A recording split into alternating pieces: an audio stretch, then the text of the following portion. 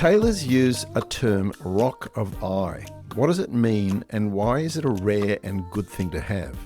Back in the 17th century, what was dancing mania and why on earth was it a thing? Pastafarians worship the flying spaghetti monster. What's the backstory there?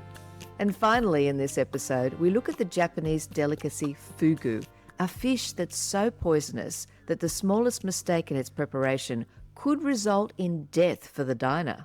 Hello and welcome to REMORANDOM, a celebration of interesting. I'm Remo Giuffre. And I'm Claudia Chan-Shaw.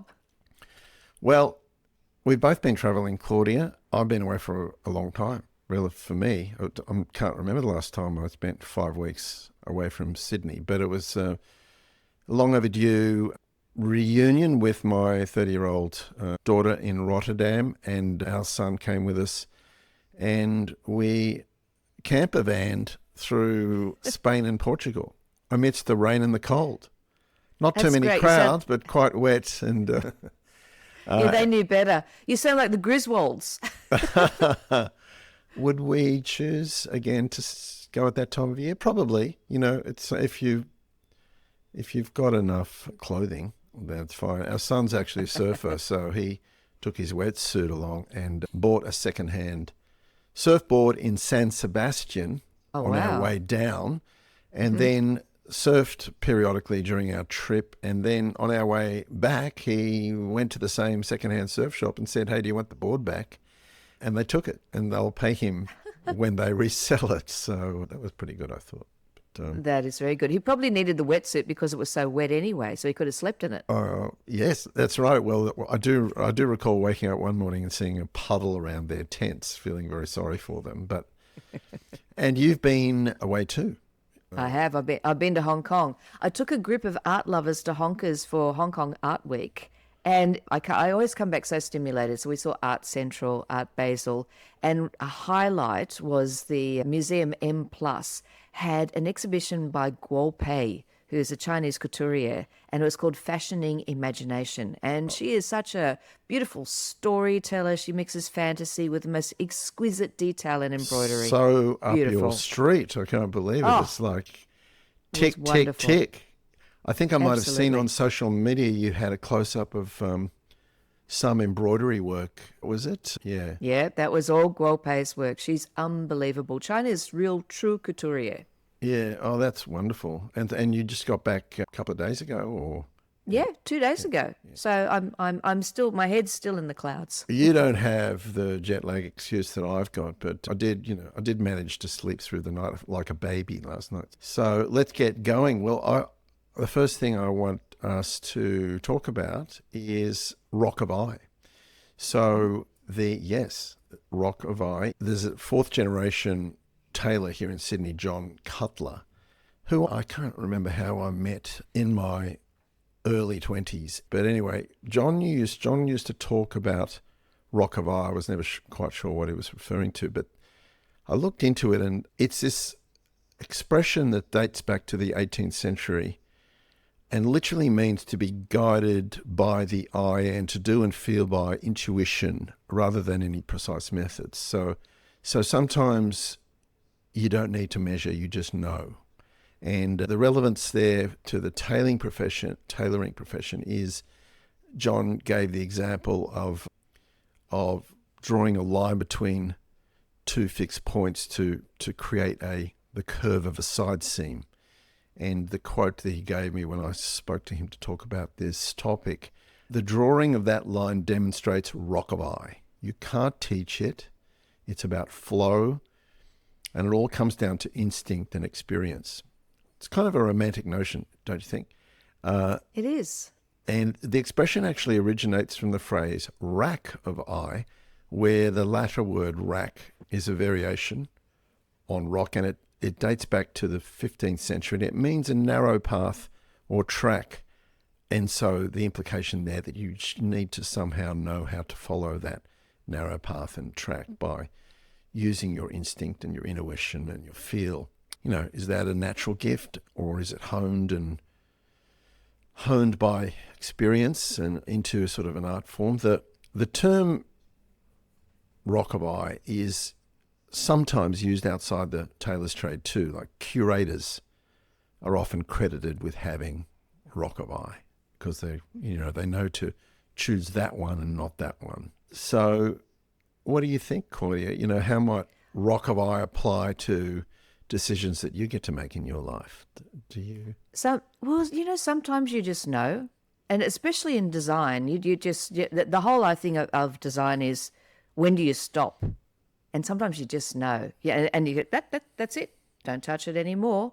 Leave it, because you'll just mess it up. So I think there is that intuition that does come a bit with the experience, but also spatial relationship, just knowing when something's right. So that works for me. And also you've got those fabulous designers who drape on the body, no pattern, and they just let the fall of the fabric lead the way. So that works for me.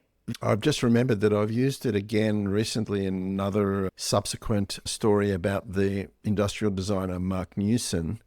The story was about his Lockheed Lounge, and I kind of gave him some due praise because he is a designer who is technically competent, but that wouldn't have delivered him the success that he's had. Well, what he's got is a designer's rock of eye when it comes to knowing where to put the logo on a product and what particular shade of orange to make that piece of that product. And it is an elusive, slippery, in a good way, kind of quality. But there you go. Figure out, readers, listeners, figure out where your rock of eye is and go for it. What do you got? What do you got for me? Well, I've got something that is a little bit crazy and not about rock of eye. It's a bit too it's a bit too loose. It's about dancing mania. And we're not talking about nightclubs in New York like Danceteria. This is dance mania. Yep. And dancing mania was a real thing. It's also known as choreo mania, or St. Vitus's dance, or St. John's dance. And it was this weird social phenomenon that was primarily in Europe as early as the 7th century, but mostly between the 14th and the 17th centuries.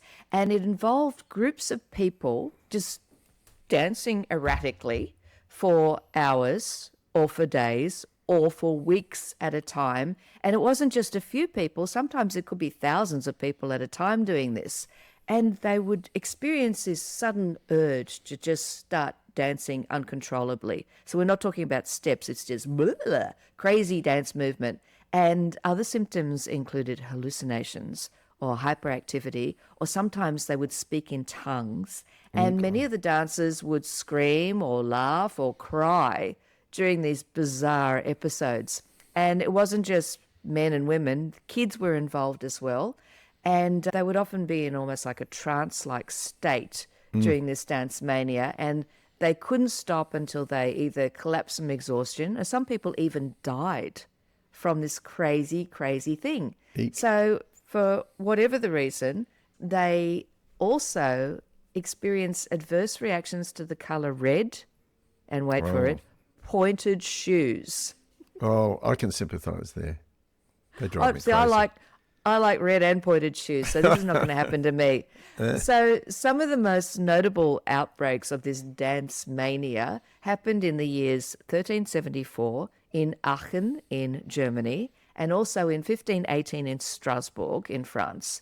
But similar events happened around other places in Europe. So what's going on here? What's the cause? Weird. There have been numerous theories for the causes of dancing mania, and it's unclear if it was a real illness or if it was just kind of like a social phenomenon. So one theory is that the mania was caused by ergot poisoning, Right. which was from consuming rye bread that was contaminated with ergot fungus. Now, ergot fungus has got chemicals in it that are similar to LSD, which can bring hallucinations and convulsions. Now, I think that sounds perfectly reasonable, but sometimes ergot fungus wasn't even present in the places where this dance mania took part. So some people agree that dancing mania was one of the earliest recorded forms of mass hysteria. The outbreaks might be due to a belief in angry spirits that were capable of inflicting dancing curses on people. But it gradually disappeared by about the 17th century, maybe because we understood more about psychological disorders or diseases. I don't know, but it's a pretty weird one. It's a weird one. You know, when I first heard about it, I thought, this can't be true. And then I looked at, well, this can't be true. It's like yesterday, I saw a picture on social media of some woman diving off a 60-foot tower on a horse into a pool of water. And I thought, this can't be true. And sure enough, I looked it up and it's true. So How was the horse? horse diving, it's called, and it was big in the 1920s. Anyway, you'll have to wait for Memorandum 5 to read about that. But Horse diving. yeah. I think it's just maybe it's an early flash mob. You know, somebody starts it, everybody goes, "Yay, let's do this." Yeah, let's all, dance until Dance we like die. fools. Dance until Yeah. we die down the street. Oh, so it's like horses. You're speaking of horses. It's almost like the dance marathon, and they shoot horses, don't They they? shoot horses, don't they? Those two things linked up magically there for you, Claudia. Yeah, I know. It's Showing called a your segue. showing your pop culture expertise yet again. Well, this next topic has nothing to do with either dancing or horses, but it has to do with monsters and spaghetti and flying spaghetti monsters. So, flying spaghetti monster is the deity of the Pastafarian religion. It's a creature made from spaghetti and meatballs with two large googly eyes on stalks and noodle-like appendages. And the central tenet of this religion is that an undetectable flying spaghetti monster created the universe after a heavy drinking spell.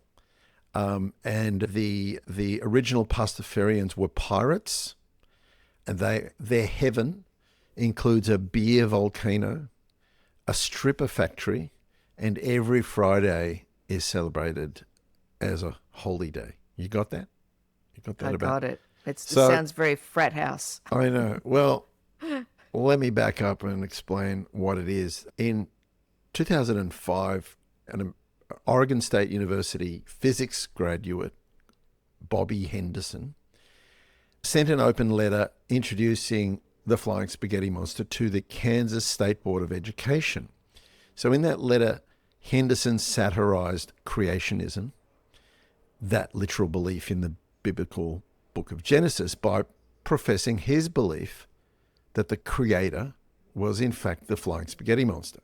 So he argued that his beliefs were just as valid as intelligent design, quote unquote, that pseudo-scientific argument for the existence of God. And he called for equal time in science classrooms alongside intelligent design and evolution. So it was a bit of a gotcha to the education board. Well, he never got a response from them, but he did post the letter that he sent them on a website. And lo and behold, it gathered a huge amount of public interest and sort of became this internet phenomenon, Pastafarianism, especially within the kind of techie geek community. It really kind of struck a nerve there. So awareness grew, the mainstream media picked up on it, and the flying spaghetti monster became this funny symbol for the case against introducing intelligent design into the public school education, and a piss take on fundamentalism, like generally.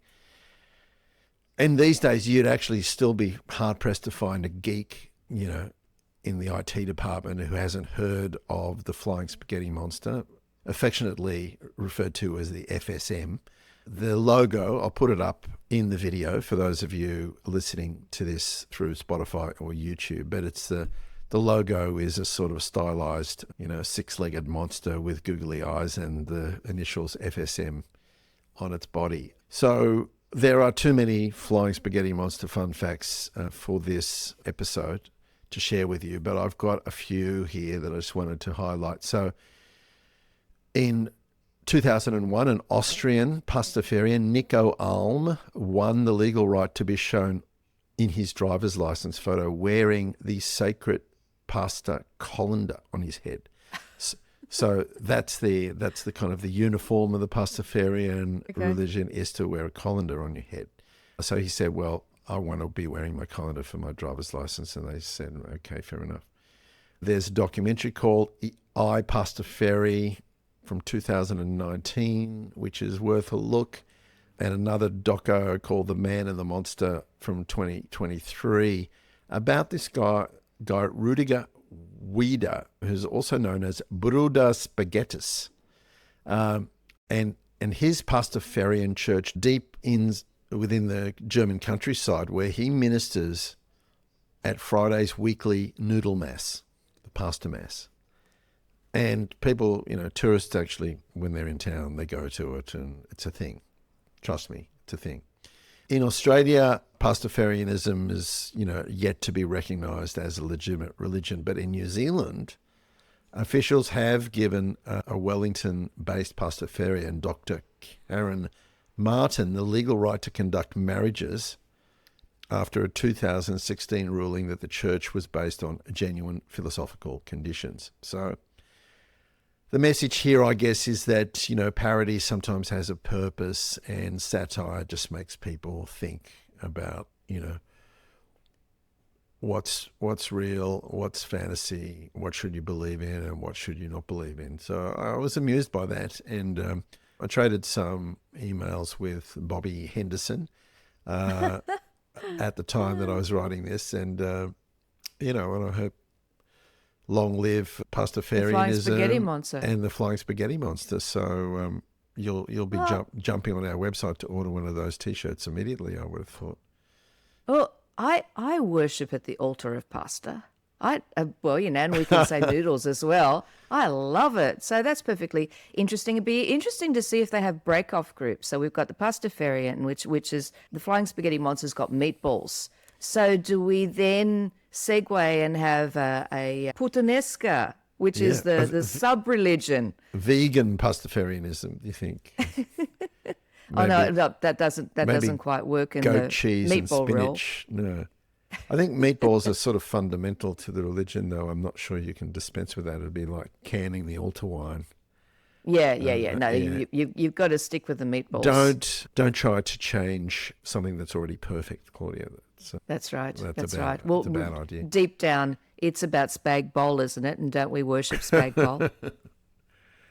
I like it. Well, we go from one food stuff to another. Would you eat something if you knew that it could possibly kill you? I think the short answer is no. What are you going to tell me about? I'm going to tell you about a Japanese delicacy called fugu. And if it's prepared the wrong way, you could very well die. So it's the blowfish. Yeah. And it's so very poisonous that when they're preparing it, they make the slightest mistake, they could kill the diner. So the fish's liver is filled with a chemical known as tetrodotoxin. And it's very deadly. It's even more deadly than cyanide. And it's believed that a single blowfish has a toxic capability to kill 30 human beings. Wow. So that's pretty potent. And death usually comes from respiratory failure within 30 minutes to 4 hours. So it's pretty quick after you've eaten this poisonous fish, and there is no antidote, folks. Eek. Yeah, eek. Fugu preparation is an art in itself. The chefs consider themselves to be the elite of the Japanese culinary world, and they have to train for at least 2 years before they can serve it. And then there's a practical test so that you get a Fugu chef license, and that's given by the relevant city government department. And a third of the participants will fail the test. Thank God now, for Fugu, that. Yes. I don't want the sloppy Fugu chef. No way. You want the accredited one. Yeah, top of the class, it's a very, please. very expensive delicacy in Japan. And so, first of all, in preparation, first you get your live fugu. Then you kill it by giving it a blunt blow to the head. A good sound effect too. And then you remove its brain and its eyes. And then the skin is this sort of greeny, mottly colour. And then that's removed along with the guts. And then each component is very, very carefully put into a metal tray and marked non-edible. Right. And then it's later returned to the fish market where they will get rid of it responsibly. They use special knives with blades that are so sharp that you need a swordsman to hone the edge. The sharper the knife, the thinner the fugu sashimi, which is then arranged as beautiful petals like a lovely chrysanthemum on the plate. Other parts of the fugu are cooked in other ways. You might have it in shabu shabu or fugu stew. And a single mistake could mean death. So 23 people have died in Japan since 2000, which is that's like one a year, almost. And most of the victims were actually fishermen who had tried to prepare themselves at home. So don't do this at home, It's not a folks. good DIY thing. No. No way. But it's the texture, apparently, that keeps bringing people back. But tourists, they want to have a go at this Russian roulette style of eating. I read too that like even when it's prepared perfectly and doesn't sort of pierce the poison, that there is like a taint of something in the fish that leaves the lips tingling. Can you do that again? Sound more sound effect. So just to remind people, look, you're not going to die today, but you know, Here's a little taster. there's a taste of death just on your lips. I don't know if it's true. On your I can't lips. remember if I think I might have had fugu once. But, Oh, really? in- I'm not in- going to try that. in Kobe with some guy that was hosting us. We didn't like you very much. Yeah, that whole Yeah, try description this. of the preparation of blowfish does not, make you lick your lips with, green mottled flesh and, pretty thing. Back to spag bowl for me. I Yeah, reckon. spag bowl. Captain James Cook had a little fugu experience. He said he did experience that little tingling on the lips. Tingling on the lips. Wow. Yeah, but he lived to tell the tale. He only had a little bit. He sampled the liver and the roe. Got a violent prickling and a sense of disembodiment. he While we're said. on the food thing, as a bit of a kind of segue, while we were in Rotterdam recently celebrating my daughter's birthday, we, at her request, went to a Szechuan hot pot restaurant. And I hadn't had a whole lot of experience with Szechuan pepper, and I kind of didn't realize that I shouldn't be just like chewing it. Yeah. But it did give me a little bit of a taste That of lip death. thing. Yeah. What's the sound effect for that? And then What's making me hungry? did you find with the hot pot they opened a ring pour can of sesame oil and poured the whole can of sesame oil in the pot? No, this was a chain apparently that has a branch in Rotterdam. It was great, but it looked a bit like Chinese McDonald's, when we walked in.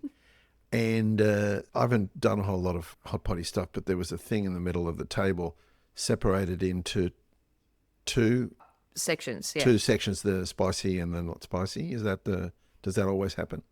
Not always, but depending on the style of a restaurant. There's yeah. millions of them in Chengdu. Yeah, right.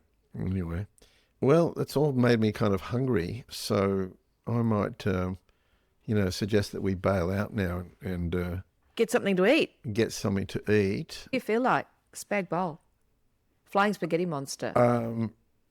I will get back to you on that. It might be the closest it'll get to fish is probably tuna out of a can on a piece of bread okay, with half a banana. So Tuna and banana. that's it from me, and that's all for this episode. Please subscribe to our show wherever you listen to your podcast. Watch us on YouTube, Spotify, and yada yada And yada. you can order copies of the book, Remorandom, at remorandom.com.